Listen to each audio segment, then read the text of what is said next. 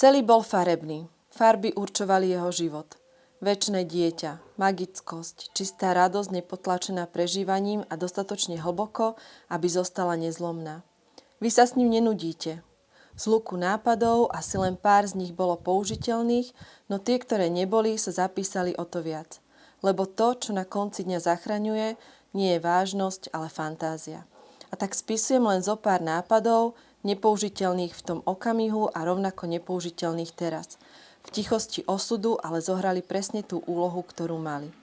Prinášali farby do monochrómu našej rodiny, priateľov a spoločnosti. Malé kúsky, ktoré menia svet.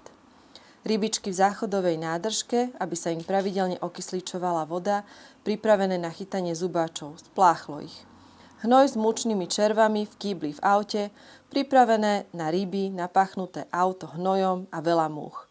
Grilovanie mäska na bunča pred garážou na výjazde starou turou, aby mali čo moje detičky obedovať.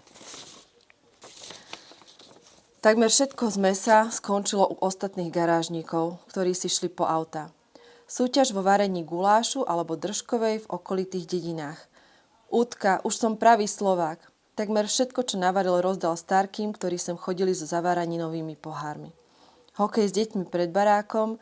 Dedo, ale ty nevieš korčulovať. Nepotrebujem vedieť všetko. Stál v bránke v teniskách a chytal, čo to na ľade šlo. Na hlave plastová miska, položená opačne a už len fúkať, aby sa dvíhala veľa zábavy, zmysel žiaden a predsa obrovský.